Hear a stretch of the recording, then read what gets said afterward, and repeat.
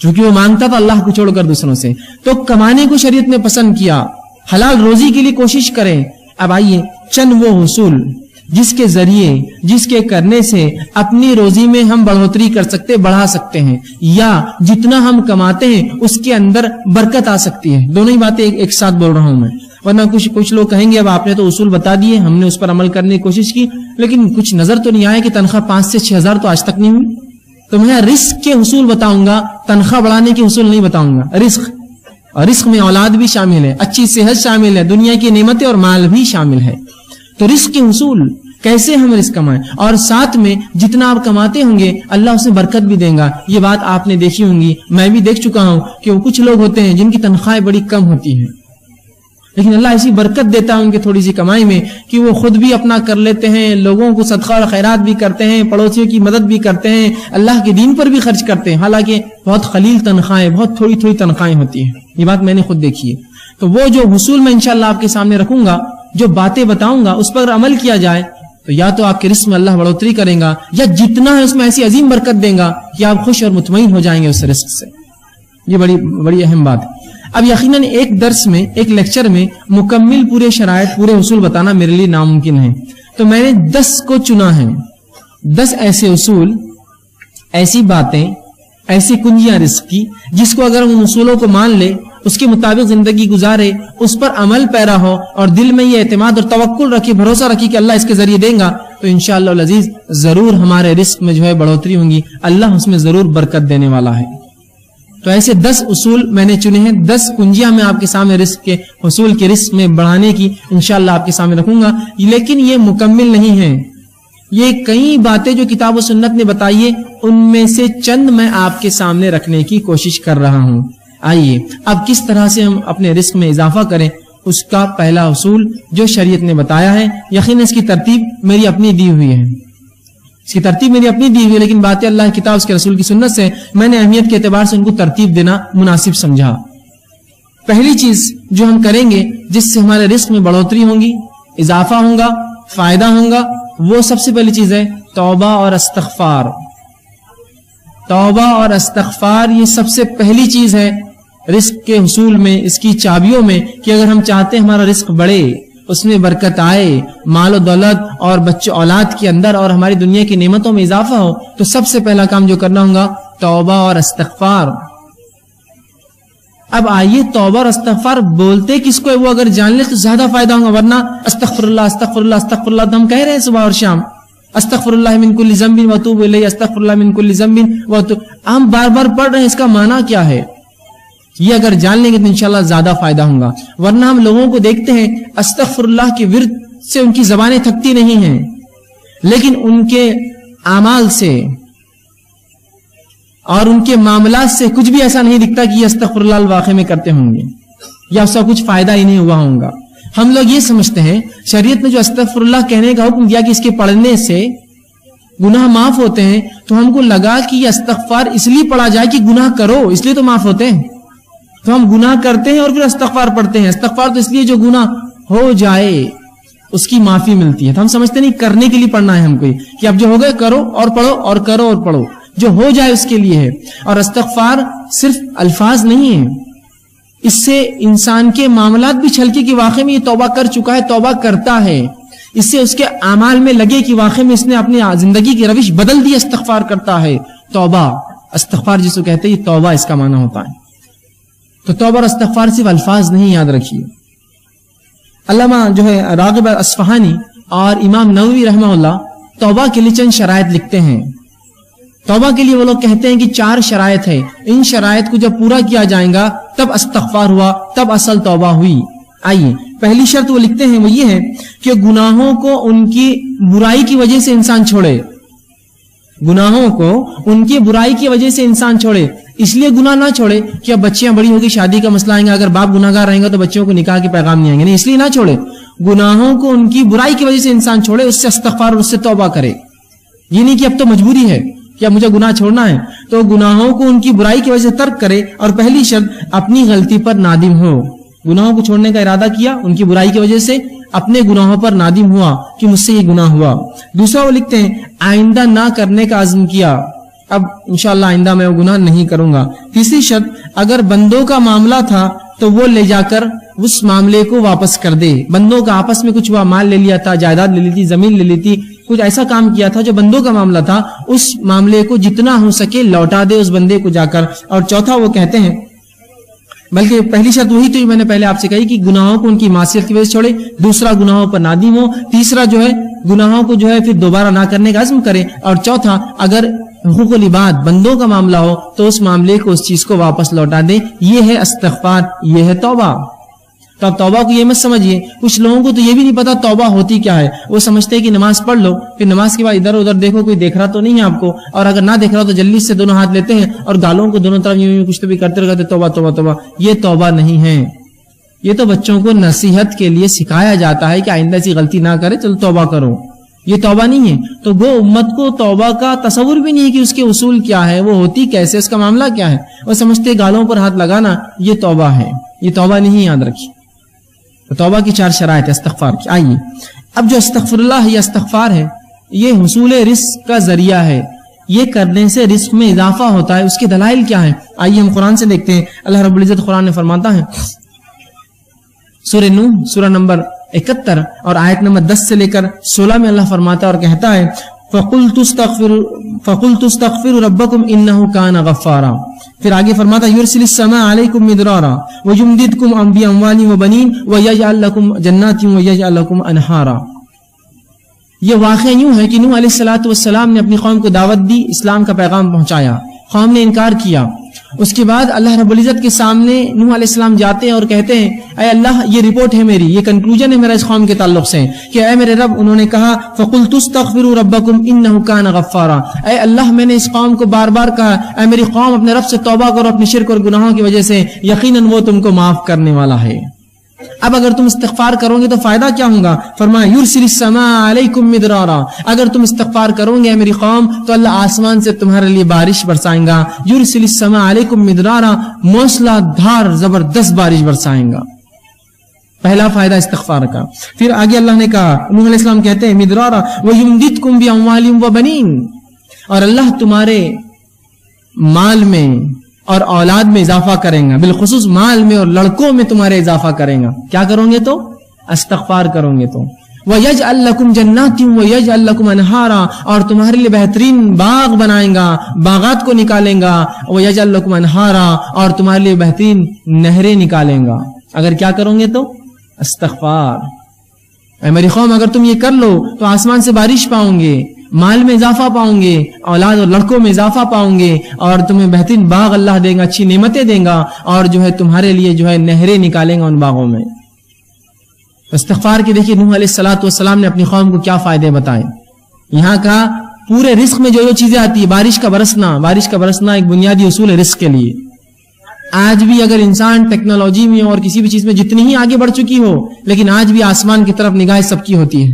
اگر بارش نہ برسے اور آپ کہیں گے کہ بھائی مجھے کیا فرق پڑتا ہے, میں تھوڑی کاشتکار ہوں, آپ کاشتکار نہ بھی ہو تو جب آپ بازار سبزی خریدنے جائیں گے تو آپ کہیں گے واقعی میں بارش نہ ہونے کا نقصان ہے. تو رزق بڑھاتا ہے اللہ رب العزت انسانیت کے لیے, توبہ اگر قوم کرے تو. یہاں اللہ رب العزت دیکھیے کہ فرما رہا ہے کہ اگر توبہ کرو تو بارش برسائیں گا, اور اس کے بعد فرمایا کہ وہ تم کو مال میں اور اولاد میں اضافہ دیں گا. تو اگر اصول رزق, اگر ہم مال میں بڑھوتری چاہتے ہیں, اولاد میں اضافہ چاہتے ہیں, استغفار کریں. حسن بصری رحمہ اللہ یہ کبار تابعین میں سے ہے. ان کے پاس ایک شخص آیا اور کہا, ہے حسن ہمارے علاقے میں قحط سالی ہے, میں کیا کروں؟ تو کہا استغفار کر, توبہ کر. دوسرا ایک شخص آیا, کہا اے حسن مجھے رزق میں تنگی ہے, مال میں تنگی ہے, کیا کروں؟ تو کہا جا استغفار کر. چوتھا تیسرا شخص کہا, اے حسن میرے باغ سوکھ چکے ہیں, میں کیا کروں اس کے لیے, حل بتاؤ شرعی, استغفار کر. ایک شخص اور کہا کہ مجھے اولاد نہیں ہے, لڑکے نہیں ہیں, کیا کروں؟ تو کہا جا استغفار کر. تو ان کے شاگردوں نے پوچھا, اے استاد, اے حسن بصری, تم نے 4 لوگ آئے, 4 سوال کیا, اولاد نہیں, کسی نے کہا قحط کا کہا, کسی نے کہا باغ میں میرے جو ہے سوکھا پڑ چکا ہے, اور کسی نے مال کے تعلق سے کہا. تم نے سب کو ایک ہی جواب دیا, استغفار کرو, استغفار کرو, استغفار کرو. تو کہا میں نے کوئی بات اپنے دل سے تھوڑی کہی ہے. اور فوراً انہوں نے قرآن کی اس آیت کو تلاوت کی, قُلْتُ اسْتَغْفِرُوا رَبَّكُمْ إِنَّهُ كَانَ غَفَّارًا يُرْسِلِ السَّمَاءَ عَلَيْكُمْ مِدْرَارًا. کہ تم اے میری قوم تم اللہ سے توبہ کرو استغفار کرو اور تم پر موسلادھار بارش دیں گا. تو اگر ہم بارش چاہتے ہیں استغفار کریں, ہم مال چاہتے ہیں استغفار کریں, اولاد چاہتے ہیں استغفار کرے جو بے اولاد ہے, اور اگر جنت یا اس کا باغ سوکھ رہا ہے, اگر اسے مال نہیں آتا جبکہ آس پاس آتا ہے, استغفار کرے. تو یہاں حصول رزق کے لیے, رزق میں بڑھوتری کے لیے, اولاد میں بڑھوتری کے لیے, بارش کے ہونے کے لیے, اپنے باغ اور اپنی تجارت میں فائدے کے لیے استغفار رسول بتایا گیا ہے. توبہ کرو اپنے رب سے, توبہ کی چاروں شرائط کے ساتھ. نہیں تو میں استغفر اللہ استغفر اللہ استغفر اللہ تو کر رہا ہوں, لیکن انہی استغفر اللہ کے دوران میں گناہ کرتا ہوں. استغفر اللہ کی تسبیح چل رہی, کسی کا فون آیا جھوٹ بول دیا. کہاں آپ نے توبہ کی اپنے رب سے؟ استغفر اللہ تو میں پڑھ رہا ہوں, لوگوں کو دھوکہ دے رہا ہوں. کہاں آپ نے استغفر اللہ کیا؟ آپ نے معنی ہی نہیں سمجھا آپ نے اس کا. تو صحیح معنوں میں اگر استغفر اللہ ہم کریں گے تو اس کا فائدہ انشاءاللہ عزیز ہمیں زبردست ہوگا. مال میں اضافہ, اولاد میں اضافہ, کھیتی باڑی میں ہمارے اضافہ, تجارت میں اضافہ, بہت اس کے فائدے اللہ بارش دیں گا. آئیے اللہ کے رسول صلی اللہ علیہ وسلم فرماتے ہیں, مسند احمد اور ابو داؤد کی روایت ہے, عبداللہ ابن عباس رضی اللہ عنہ اس حدیث کے راوی, اور وہ کہتے ہیں اللہ کے رسول صلی اللہ علیہ وسلم فرمایا, تم جس نے کثرت سے اپنے گناہوں کی توبہ کی, جس نے کثرت سے استغفار کیا, اے اللہ مجھ سے گناہ ہو رہے مجھے معاف کر, کثرت سے.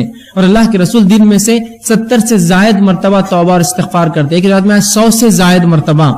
نبی اکرم صلی اللہ علیہ وسلم گناہ نہیں کرتے تھے. یہ قوم کو تعلیم تھی کہ جب تمہارا نبی معصوم ہونے کے بعد اتنا استغفار کرتا ہے تم اس سے زیادہ کرو. تو توبہ اور استغفار کر دیا اللہ کے رسول. تو کہا کہ جو کثرت سے اللہ سے اپنے گناہوں کی توبہ کرے, استغفار کرے, پہلا فائدہ اللہ اس کو ہر غم سے نجات دیں گا. اللہ اس کو ہر غم سے, کس کو آج غم نہیں اور پریشانی نہیں, غم اور پریشانی سے نجات چاہیے, استغفار کرے. دوسرا فرماتے ہیں ہر مشکل سے باہر نکال دیں گا اسے. توبہ کے فائدے تو دیکھیے آپ, ہم تو رزق کے اصول دیکھ رہے ہیں لیکن فائدے دیکھیے.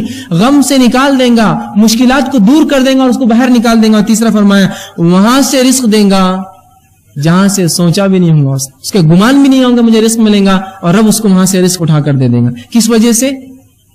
توبہ کرے کثرت سے اپنے گناہوں کے لیے, ان کے شرائط کے ساتھ. تو وہاں سے اللہ رزق دیں گا اس شخص کو جہاں سے اس نے گمان بھی نہ کیا. کون؟ جو کثرت سے استغفار کرے, توبہ کرے اپنے گناہوں کے تعلق سے. یہ تھا پہلا اصول, پہلی شرط. آئیے دوسرا اصول کیا ہوگا. دوسری چیز تو کتاب و سنت میں ہم پاتے ہیں جس کے تعلق سے بکثرت روایتیں آتی ہیں, جس کے کرنے سے رزق میں اضافہ ہوتا ہے, اللہ کا تقوی. اب جو میں آگے بڑھتا جاؤں گا, آپ یہ مت سوچئے یار یہ تو اپنے سے ہونے والا نہیں ہے, یہ تو ہونے والا نہیں ہے, اس سے ہٹ کر کچھ بتاؤ. ایسی آدمی کی مثال تو وہ ہے کہ اس کو ایک مرض اور بیماری ہے, بیماری کا علاج ڈاکٹر دیتا ہے, وہ کہتا ہے یہ دوا تو مجھ سے نہیں کھا جائیں, کچھ اور بتاؤ. تو وہ کہے جاؤ پھر مر جاؤ, اس کے علاوہ کوئی حل نہیں تمہارے لیے. شریعت جو حل دے رہی وہ یہ ہے. اب آپ بولیں گے میرے کو تقویٰ نہیں جمے گا, میرے سے استغفار تو ہونے والا ہے نہیں, تو پھر یاد رکھیے آپ اپنے ہاتھوں سے اپنی جان لے رہے, تو میں اس معاملے میں کیا کروں, کہاں سے ہم اللہ آئے.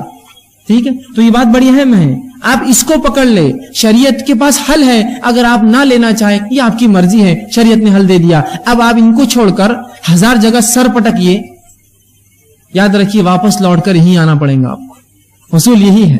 نہیں میں کیا کروں گا, فلاں کر لوں گا, بینک سے کر لوں گا, یہاں آپ کچھ کر لیجئے. اگر یہ نہ کیا آپ سب کچھ کر لیجئے, اس کے بعد آ کر یہی ٹکنا پڑے گا اور پچھتا کر سر نیچے رکھ کر یہی سوچنا پڑے گا اب میں کیا کروں, میرے رب نے میرے لیے کیا احکامات دیے.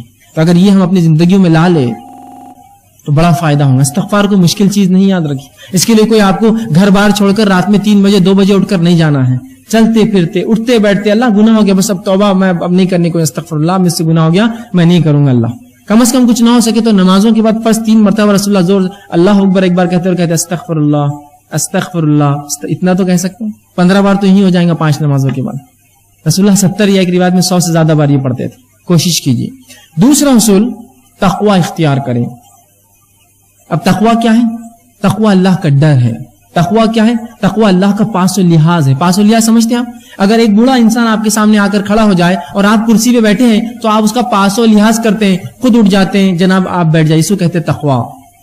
پاس و لحاظ رکھنا, اللہ کا ڈر, اللہ کا پاس و لحاظ.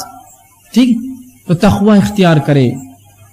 تقوی کے معنی کے تعلق سے کئی باتیں آتی. امام نووی رحمہ اللہ لکھتے ہیں تقوی کے تعلق سے کہتے ہیں اللہ تعالیٰ کے احکامات پر عمل کرنا, جن باتوں سے اس نے روکا ان باتوں سے رک جانا, اور ہر وہ کام جس سے اللہ کی ناراضگی یا عذاب آتا ہے ان سے بچنا, یہ تقوی ہے. تقوی کیا ہے؟ ہر وہ کام جو اللہ نے حکم دیا اس کا کرنا, ہر وہ کام جس سے روکا اس سے رکنا, اور اس کے علاوہ جن تمام کاموں کے کرنے سے اللہ کی ناراضگی ملتی ہے، عذاب ملتا ہے، ان کاموں سے رکنا، اس کو تقویٰ کہتے ہیں عربی میں۔ تو ہم اب جو اللہ نے کہا وہ کرے، جس سے روکا اس سے رکے، اور ہم ہر وہ کام جس سے عذاب ملتا ہے اس سے اجتناب کرے، یہ تقویٰ ہے۔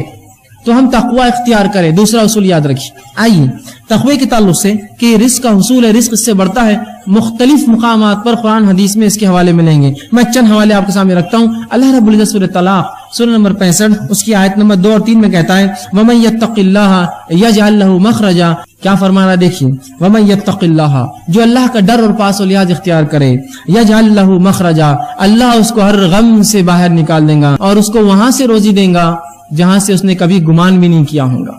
کیا فرمایا؟ وَمَن يَتَّقِ اللَّهَ يَجْعَل لَّهُ مَخْرَجًا، جو اللہ پر جو ہے اس کا تقوی اختیار کرے گا، اللہ اس کو ہر غم سے نجات دے گا اور وہاں سے روزی دے گا جہاں سے اس نے سوچا بھی نہ ہوگا، گمان بھی نہیں کیا ہوگا، اس کی عقلیں گئی بھی نہیں ہوں گی وہاں تک۔ صرف ایک عمل کیجئے، تقوی اختیار کیجئے، زبردست عظیم فائدے کہ وہاں سے رزق دیں گا جہاں سے سوچا نہ ہوگا اور ہر غم سے اس کو نجات دیں گا۔ اس آیت کے تعلق سے یجعل لہ مخرجا کے تعلق سے عبداللہ ابن عباس رضی اللہ عنہ فرماتے ہیں، اس کی تفسیر میں کہتے ہیں اس کو دنیا اور آخرت کے ہر غم سے باہر نکالیں گا، یجعل لہ مخرجا کے تعلق سے۔ اور اسی آیت کے جملے کی تفسیر میں عبداللہ ابن مسعود رضی اللہ عنہ فرماتے ہیں اور کہتے ہیں ان اکبر آیات من قرآن فرجا، غموں کو، مصیبتوں کو اور پریشانیوں کو دور کرنے والی قرآن کی سب سے عظیم آیت ہے۔ جو شخص اللہ کا تقوی ڈر اختیار کرے، اللہ کیا کرتا ہے اس کے لیے؟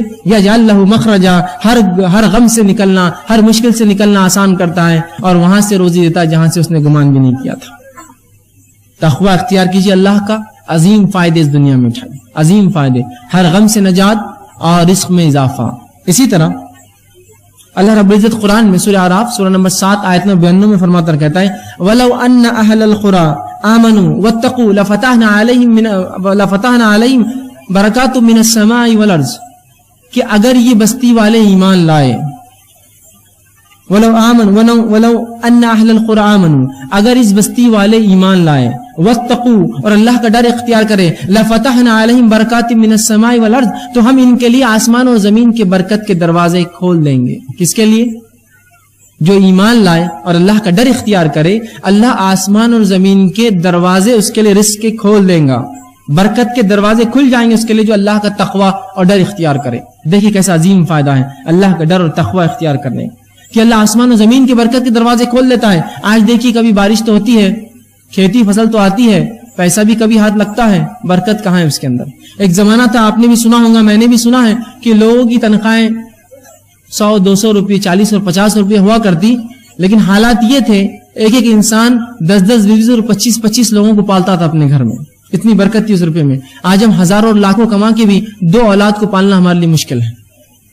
یہ تو برکت چھین گئی زمین آسمان ہم جو دیتی تھی، ہم جو فائدے تھے، اس لیے کہ ہم نے ایمان لا کر اللہ کا ڈر دل میں نہیں رکھا، صرف ایمان نام کو لایا، مسلمان ہے۔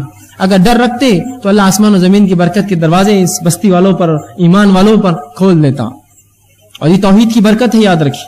اور جس قوم نے توحید کو اپنایا، اللہ نے اس کے لیے زمین و آسمان کے دروازے برکت کے کھول دیے۔ اس کے نمونے آپ دیکھ سکتے ہیں ان قوموں کے تعلق سے جو قومیں کسی زمانے تک پستی میں رہی اور اس کے بعد اللہ رب العزت کو ڈر اختیار کیا اور توحید پر آئی، اللہ رب العزت نے زمینوں کے نیچے سے خزانے ان کے لیے کھول دیے۔ جب انہوں نے اللہ کا ڈر اور تقوی اختیار کیا اور توحید پر اڑ گئے تو اللہ نے ایسی جگہ سے روزی دی جہاں سے گمان بھی نہ کی ہوں گی۔ کس نے گمان کیا تھا؟ ان علاقوں کو جن کو بنجر زمین اور چٹیل ریگستان مانا جاتا تھا کہ اس کی زمین کے نیچے سے سونا اگلیں گی وہ زمینیں اور پیٹرول کی شکل میں مادے نکل رہے ہیں۔ آج دنیا اس کا فائدہ اٹھا رہی، وہ ممالک اس کا فائدہ اٹھا رہے۔ کبھی کیا گمان میں کیا ہوگا ان ممالک کہ زمین کے نیچے اللہ نے ان کے لیے ایسے رزق رکھے؟ تو توحید کی برکت ہے، یاد رکھیے۔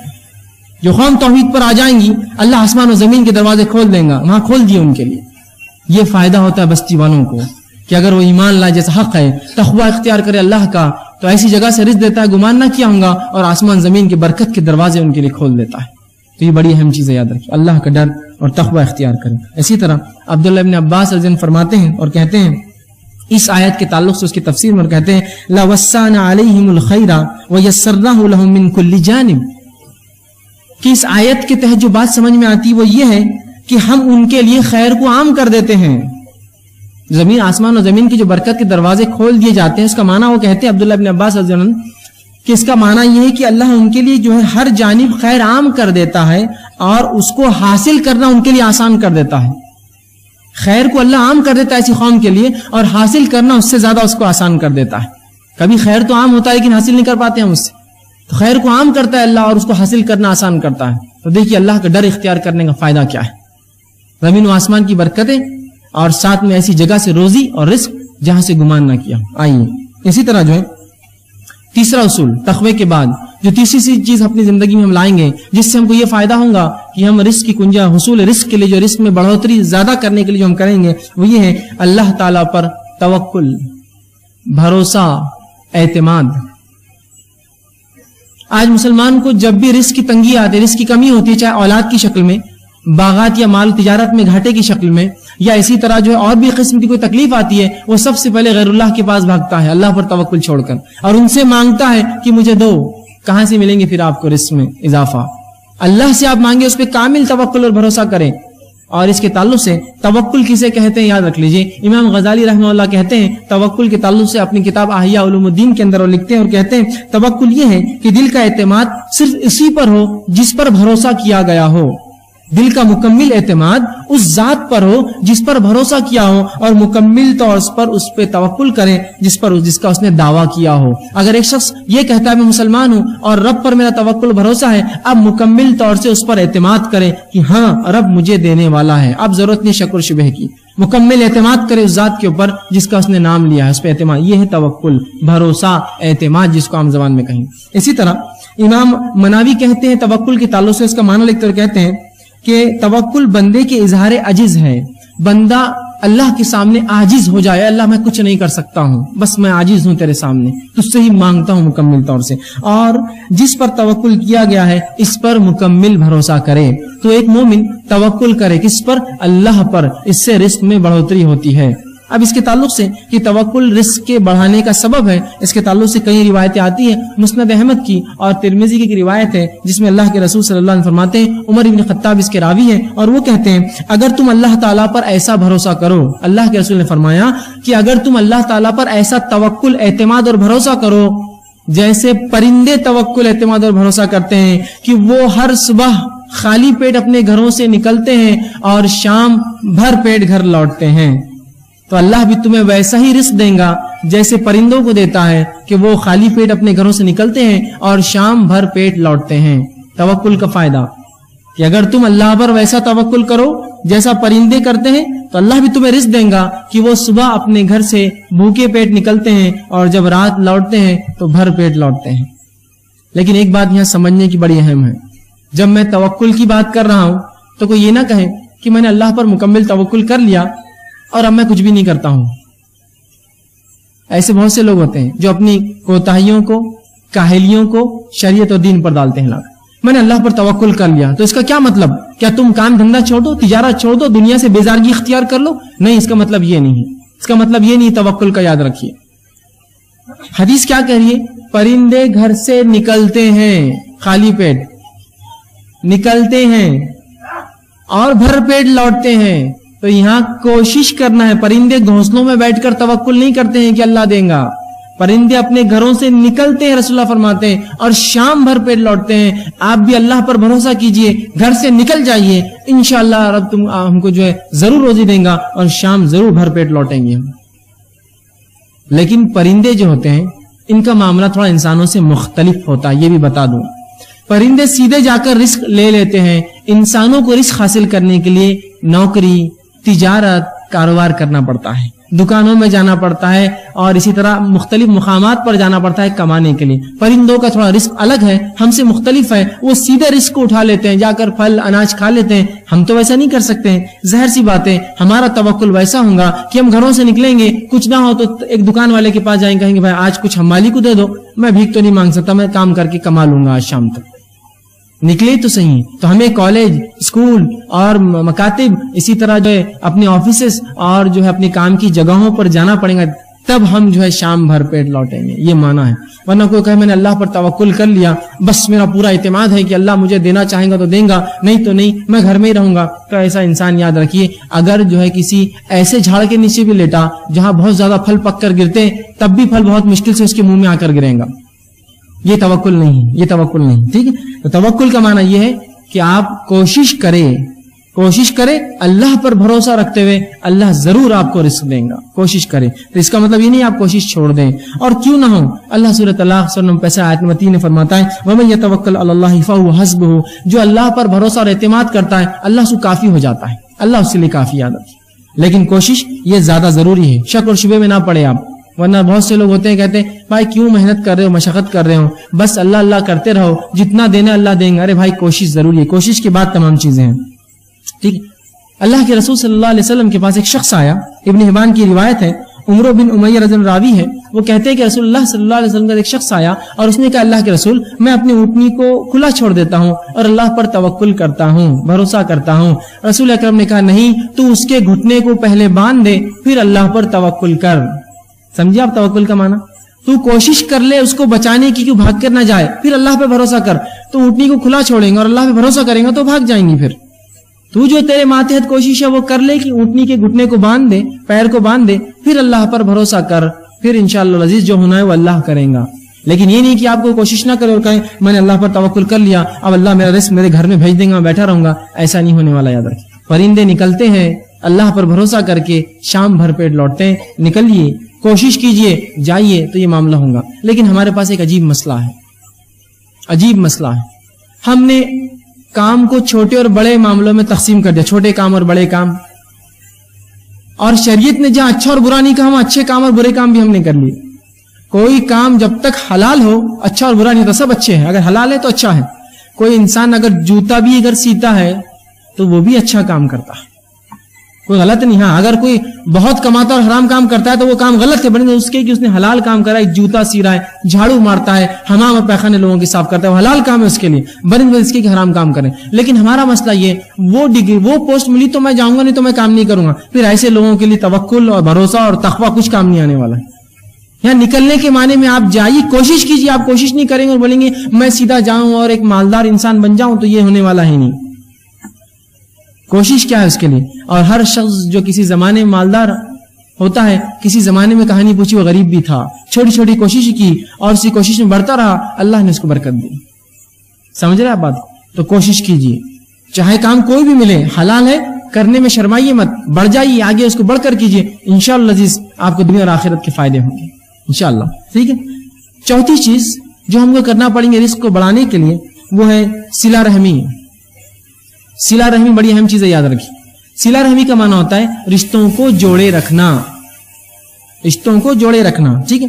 حافظ ابن حجر اسقلانی رحمہ اللہ وہ لکھتے ہیں اس کے تعلق صلہ رحمی کے تعلق سے، اور کہتے ہیں کہ صلہ رحمی سے مراد رشتہ داری ہے، اور رشتہ دار سے مراد وہ لوگ ہیں جن میں باہمی نسبتی تعلق ہو، چاہے پیدائش سے تعلق بنا ہو، چاہے نکاح سے تعلق بنا ہو، نسبتی اس سے تعلق ہو، چاہے پھر وہ وارث ہو یا نہ ہو، محرم ہو یا نہ ہو، وہ اس کا رشتہ ہے. مثال کے طور پر کچھ لوگ وارث ہوتے ہیں رشتہ دار، مثال کے طور بیٹے اور بیٹیاں یہ وارث ہیں اور ساتھ میں محرم بھی. لیکن کچھ لوگ غیر محرم بھی ہوتے ہیں جو آپ کے رشتہ دار ہوتے ہیں، آپ کی جو ہے چچیری بہنیں اور پھپھیری بہنیں اور خلیری بہنیں، وہ آپ کی محرم نہیں ہے لیکن رشتہ دار ہے.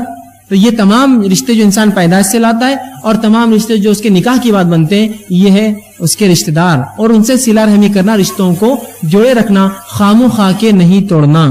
لیکن آج ہم دیکھتے ہیں لوگ خطا رحمی کرتے ہیں، رشتوں کو توڑ دیتے ہیں آسانی سے. بھائی چچا ہے بات نہیں کرتا، یہ ہے بات نہیں کرتا، ان کے پاس جاتا نہیں، ان سے ملتا نہیں، ان کے پاس کھاتا نہیں، رشتے مت توڑیے خام خواہ کے. صلہ رحمی کے آئیے فائدے سن لیجیے. اللہ کے رسول صلی اللہ علیہ وسلم فرماتے ہیں، جو ہے بخاری کی روایت ہے، ابو ہریرہ رضی اللہ عنہ اس حدیث کے راوی کہتے ہیں آپ صلی اللہ علیہ وسلم فرمایا جو شخص اپنے رزق میں کشادگی چاہتا ہے اور اپنی عمر میں اضافہ چاہتا ہے وہ صلہ رحمی کرے. جو شخص اپنے رزق میں کشادگی، روزی میں بڑھوتری چاہتا ہے اور عمر میں برکت اور اضافہ چاہتا ہے وہ صلہ رحمی کرے، رشتوں کو باقی رکھے، خام و خواہ رشتے نہ توڑے.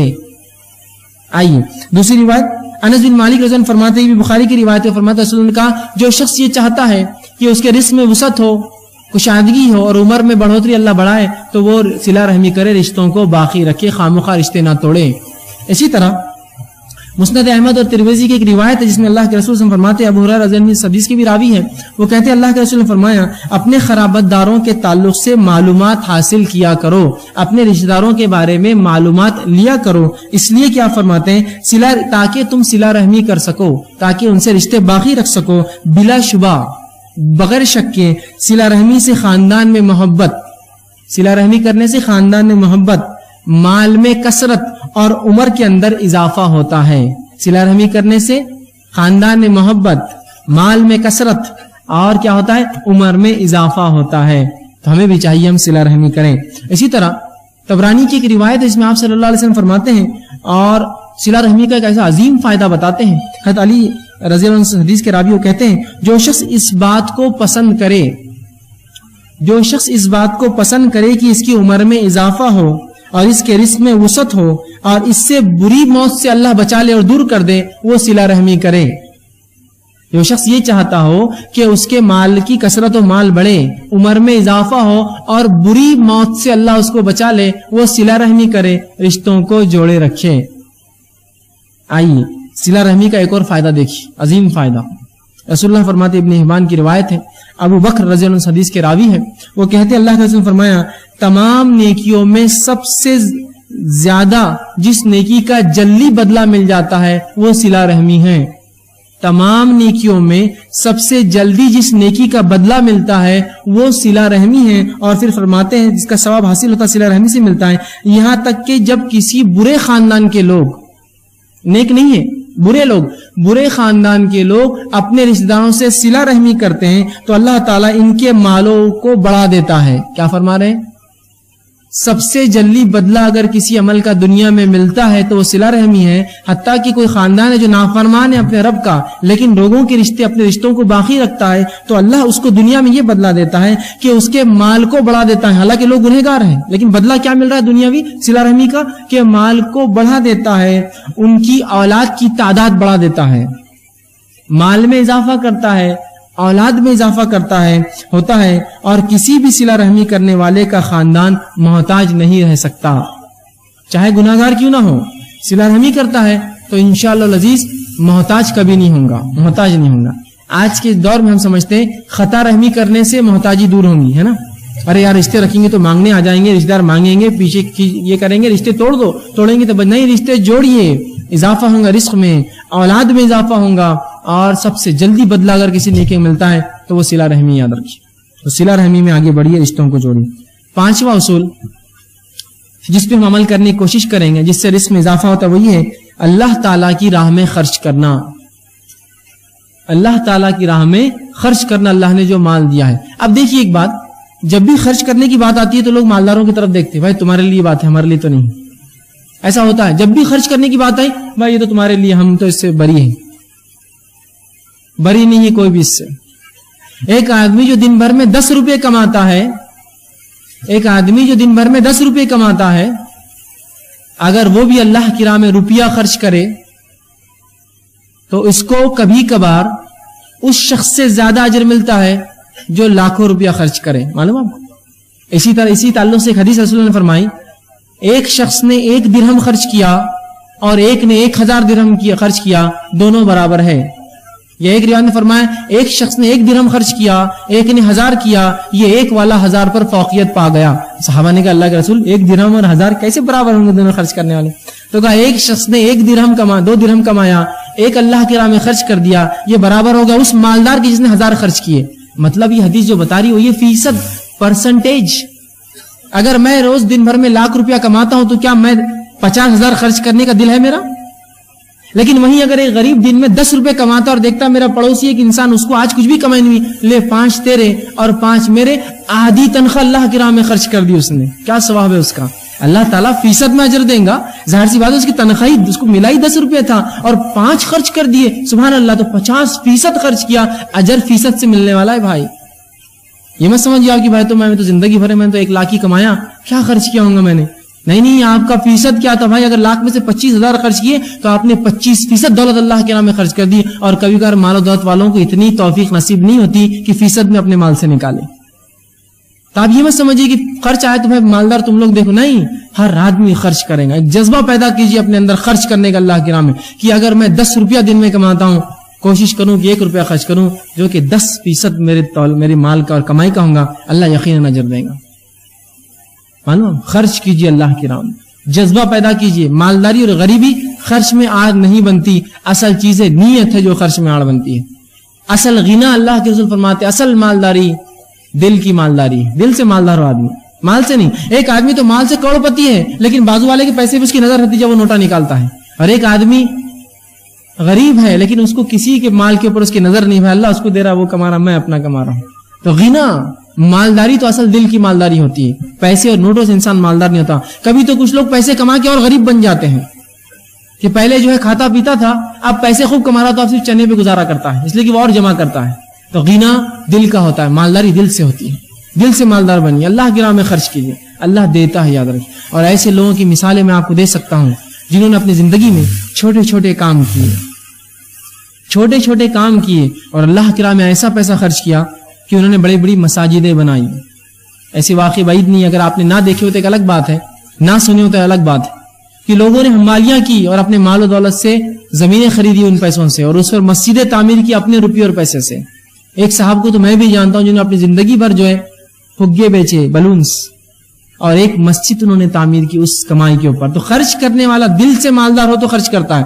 اب دل سے ہی غریب ہو تو پھر اس کے لیے بہت مسئلہ ہے. اللہ جتنا دے، ایک عہد کے برابر دیا تو دوسرے کی توقع کریں گا، دوسرے عہد کے برابر سونا دیا تو تیسرے کی توقع کریں گا، اس کی خواہش بننے ہونے والی.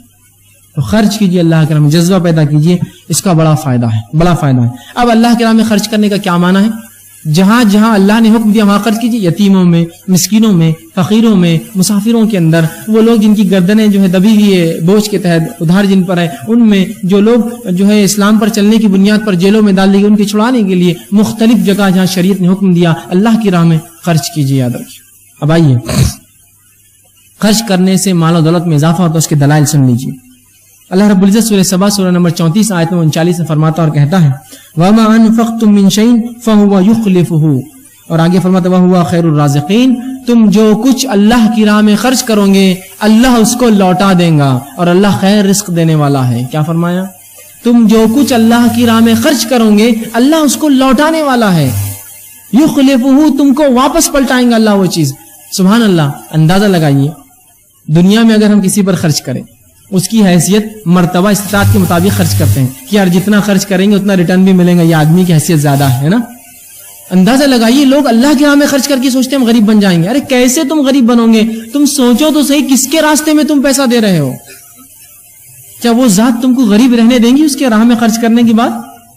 کبھی نہیں ہو سکتا. یاد رکھیے جو اللہ کے راہ میں خرچ کرتا ہے اللہ اس کو عظیم نعمت عطا کرتا ہے. یاد رکھیے خرچ کرنے کا جذبہ بنائیے، اور یاد رکھیے اللہ کے راہ میں ہم جیسا خرچ کریں گے ویسا اس کا بدلہ بھی ملے گا.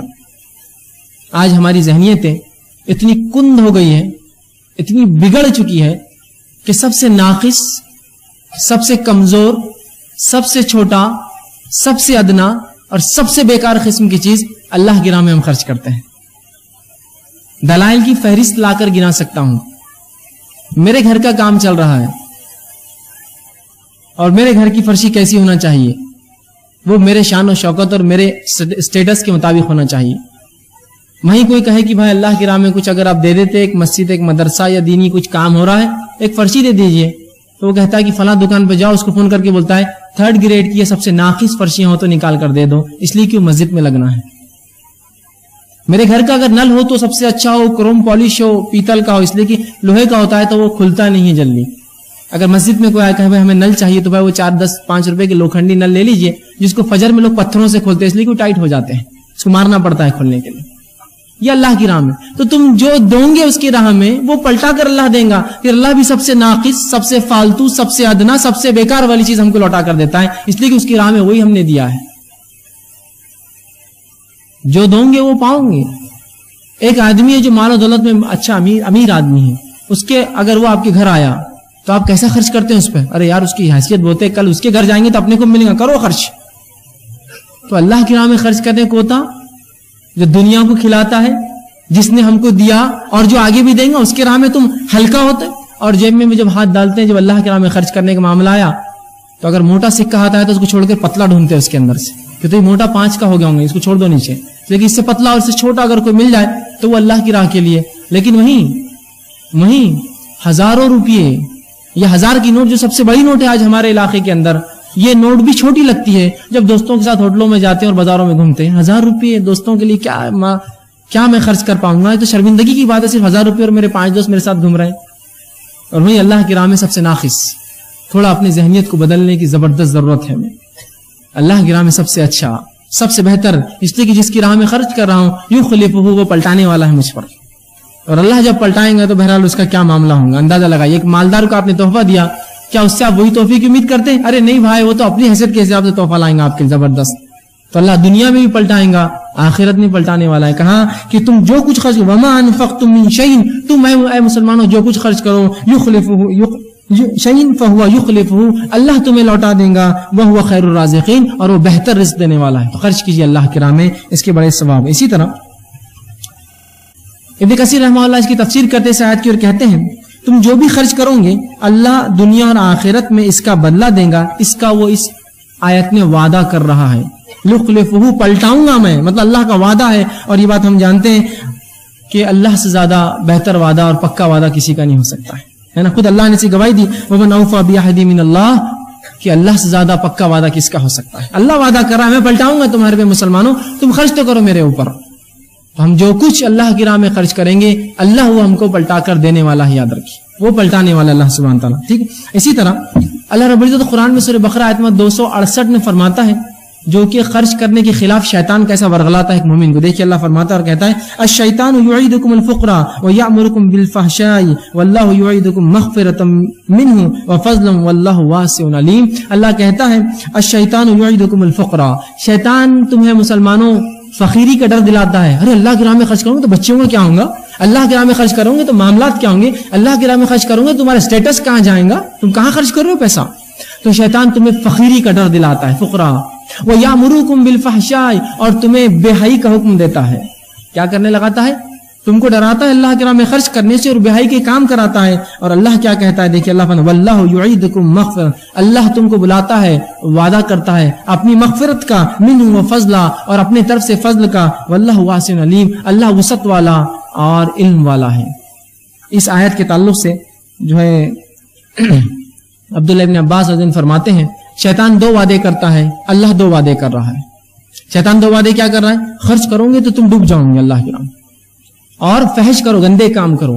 اللہ 2 وعدے کر رہا ہے، خرچ کرو گے تو مغفرت کروں گا، اور جو دیا ہے اس کے فضل کو اور بڑھا دوں گا. فضل وعدہ کر رہا ہے، واللہ واسع علیم، اللہ وسعت رکھنے والا ہے، فضل دینے والا ہے. تو شیطان ڈراتا ہے ہم کو، یاد رکھے، ارے خرچ مت کرو بھائی فلاں ہو جائیں گا، ارے یہ مت کرو بھائی ایسا ہو جائے گا. وہ ڈراتا ہے، ڈری مت اس کے بہکانے سے.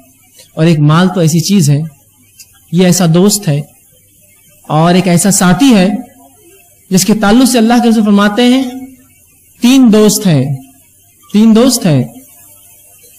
ایک دوست تو وہ ہے جو انسان کے مرتے اس کا ساتھ چھوڑ دیتا ہے، دوسرا دوست وہ ہے جو قبرستان تک ساتھ آتا ہے، اور تیسرا وہ ہے جو خبر میں اور آخرت میں ساتھ آئے گا. پہلا دوست جو سب سے انسان کا پکا دوست ہوتا ہے لیکن سب سے بے وفا ہے، وہ مال ہے، مرتے ہی ساتھ چھوڑ دیتا ہے. وہ کیا آپ نے کبھی دیکھا کسی کی موت ہوئی اور اس کی تجوری، اس کے غلے، اس کے بینک بیلنس، اس کے جو ہے شیئرز اور اس کے سرٹیفکیٹس لے کے دفنائے گئے اس کے ساتھ تیرے ساتھ نہیں ہوتا ہے. حتیٰ کہ اگر کوئی انسان مر جائے اور ہاتھ میں کوئی اس کے چاندی کی کوئی انگوٹھی رہ جائے جس کو نہلا رہے اور پھنس جائے تو لوگ کاٹ کر نکالتے ہوئے 80-90 روپے کی انگوٹھی بھی نہیں چھوڑتے ہیں.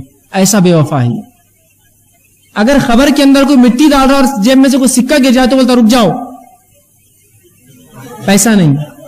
اتنا بے وفا ساتھی ہے، اور اس سے سب سے زیادہ محبت انسان کرتا ہے، سب سے زیادہ اس کے لیے حرام خوری، رشتوں کو توڑتا ہے، لوگوں کو اذیت دیتا ہے، مالوں کو لوٹتا ہے، بیجا وہ کرتا ہے، سب کرتا ہے. یہ ساتھی مرتے ہی آپ کا ساتھ چھوڑتا ہے، بولتا بس میرا معاملہ ختم ہوا. دوسرے ساتھی رشتہ دار جو صرف قبرستان تک دفنانے آتے ہیں، کوئی اپنے ماں باپ کے ساتھ خود دفن نہیں ہوتا، کوئی بیوی بچوں کے ساتھ خود نہیں جاتا. اور تیسرا وہ ساتھی ہے جو ہمارا سب سے کمزور ساتھی ہے، جس کو ہم سب سے ناقص دوست سمجھتے ہیں، جس کو ہم دوستی رکھنا بھی نہیں چاہتے. وہ اعمال ہے جو خبر میں بھی آئیں گے، جو آخرت میں بھی کام آنے والے. یہ سب سے پکا دوست بنائیے اعمال کو، اللہ کے راہ میں خرچ کیجیے. ٹھیک. اسی طرح ابو ہریرہ رضی اللہ عنہ فرماتے ہیں، مسلم کی روایت ہے، اللہ کے رسول صلی اللہ علیہ وسلم فرمایا بڑی زبردست بات کہی اور دیکھیے کیا فرمائے, یا ابن آدم انفق علیک, اے آدم کی اولاد, اے آدم کے بیٹو, مجھ پر خرچ کرو, میں تم پر خرچ کروں گا. انفق علیک, میں تم پر خرچ کروں گا, تم مجھ پر خرچ کرو. تم میری راہ میں دو, میں تمہیں دوں گا. اب اندازہ لگائیے, اللہ کہہ رہا ہے تم میری راہ میں دو, میں تمہیں دوں گا. اللہ تو دور, اگر دنیا میں کوئی ایک مالدار انسان جو امین ہے, جو امانت دار ہے, آپ کو پتا ہے اور دھوکہ نہیں دیتا, وہ اگر آپ سے کہے کہ جاؤ خرچ کرو میرے نام سے, میں تم کو دوں گا, آپ بولیں گے بھائی تمہارا وعدہ ہے تو پھر تمہیں سب کچھ لٹا دوں گا اللہ. تو یہ اللہ کہہ رہا ہے اے آدم کی اولاد, حدیث قدسی ہے, تو میری راہ میں خرچ کر, میں تجھ پر خرچ کروں گا.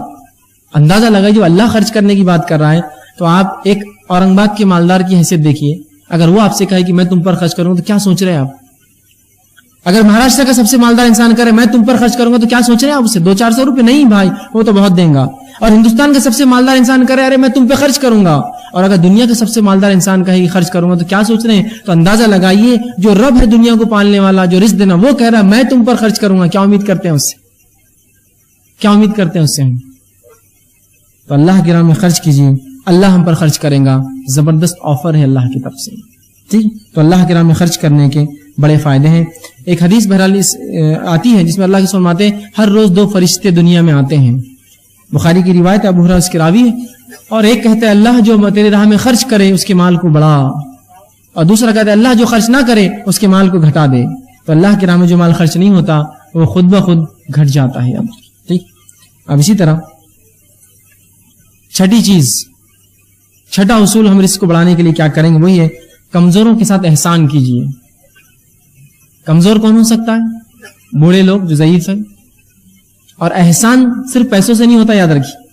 ہم سمجھیں تو احسان بولتے صرف پیسے نہیں, ایک مالدار انسان لیکن بوڑھا ہے اس کی مدد کیجیے, اس پہ احسان ہے آپ کا. کمزوروں کے ساتھ احسان کیجیے. یتیم ہیں, بیوائیں ہیں, مسکین ہیں, بچے ہیں, ہے نا, مصیبت زدہ لوگ ہیں, آفت اور بلاؤں میں پھنسے ہوئے, جیسا زلزلے آ گئی, یہ کمزور لوگ ہیں. مدد کیجیے, ان پر احسان کیجیے, اس سے بھی رزق بڑھتا ہے. اللہ کے رسول فرماتے ہیں, بخاری کی روایت ہے, حضرت سعد رضی اللہ عنہ نے ایک بار یہ شک ہوا اور انہوں نے ایک بار کہا, ان کے ذہن میں خیال آیا جو کہ اللہ کے رسول نے کہہ دیا, اور کہا کہ اپنے کمزوروں پہ انہوں نے اپنی برتری کا اظہار کیا. رسول اللہ کے پاس ایک دن گئے اور کہا اے اللہ کے رسول, ہمارے کمزوروں پہ ہماری برتری ہے. جو کمزور لوگ ہیں, پریشان حال لوگ ہیں, جو معذور لوگ ہیں, جو بیوائیں, ان پہ اپنی فضیلت انہوں نے ظاہر کی کہ ہم ان سے بہتر ہیں اور اچھے ہیں. تو اللہ کے رسول نے فرمایا اور کہا, تو رسول اللہ نے ان کو جواب دیا, تمہاری مدد صرف تمہارے کمزوروں کی وجہ سے کی جاتی ہے اور انہی کی وجہ سے تمہیں رزق دیا جاتا ہے. اللہ تمہاری مدد تمہارے کمزوروں کی وجہ سے کرتا ہے, اپنی فضیلت مت جھاڑو ان پر.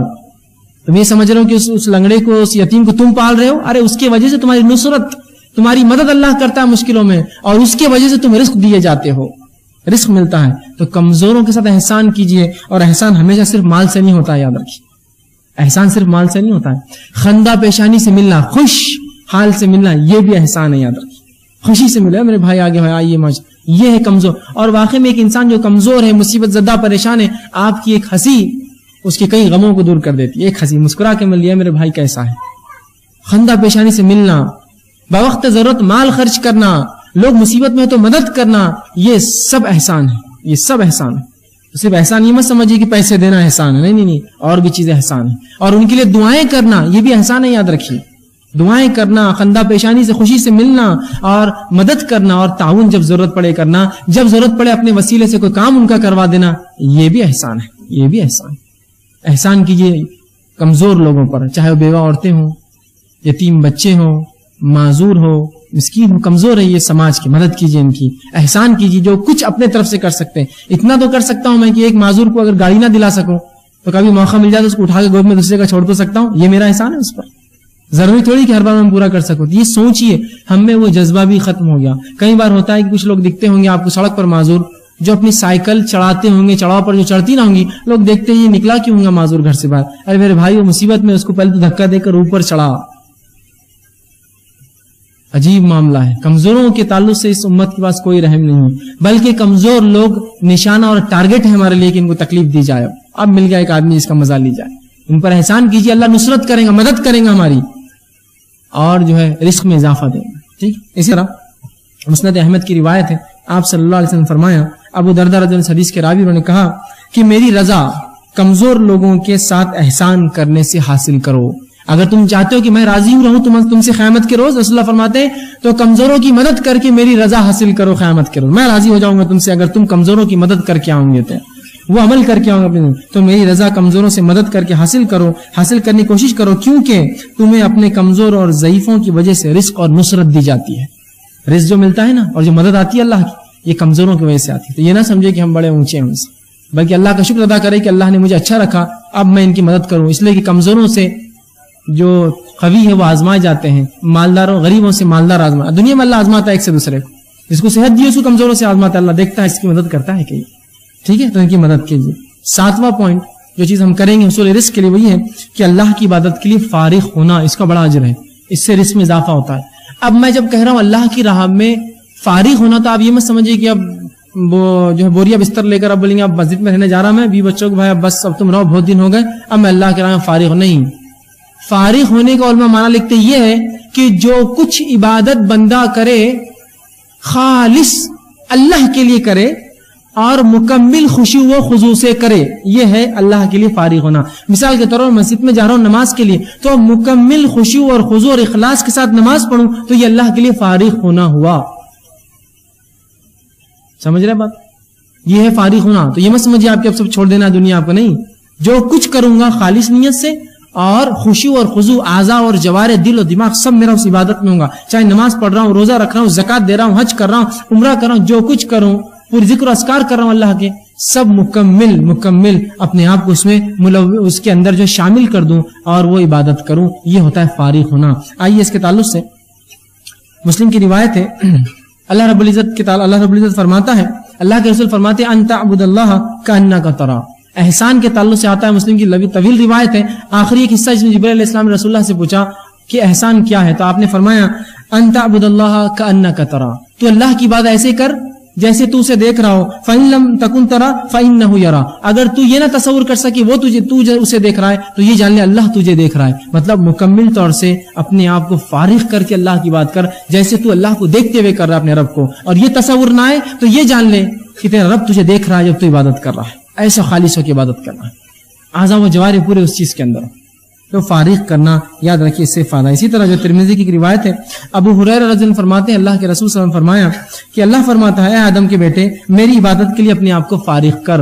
اے آدم کے بیٹے میری عبادت کے لیے اپنے آپ کو فارغ کر، میں تیرے سینے کو تونگری سے بھر دوں گا، میں تیرے سینے کو اطمینان سے اور تجھے جتنا آتا ہے اس میں اطمینان دے دوں گا، سکون دے دوں گا. دوسرا فائدہ فرماتے ہیں تجھے بے نیاز کر دوں گا، تجھے ضرورت نہیں کسی سے مانگنے کی، تجھے بے نیاز کر دوں گا. اور ایسا نہ کیا، اگر تو نے فارغ نہ کیا اپنے آپ کو میری عبادت کے لیے، ایسا نہ کیا تو تیرے ہاتھ ایسے کاموں میں الجھا دوں گا جس میں تو پریشان ہوں گا، تجھے ایسے کاموں میں ملوث کر دوں گا جس سے تو پریشان ہوں گا، اور تیری محتاجی کو کبھی ختم نہیں کروں گا، میں تجھے ہمیشہ محتاج رکھوں گا. تو جو بھی عبادت کرے خالص اللہ کے لیے ہم کریں، ٹھیک ہے. اسی طرح 8واں نکات جو ہمیں کرنا ہوگا اگر ہم چاہتے ہیں ہمارے رزق میں اضافہ، وہی ہے کہ شرعی علم کے حصول کے لیے جو لوگ اپنے آپ کو فارغ کرتے ہیں ان کی مدد کیجیے، معلوم اس کا بڑا اجر ہے.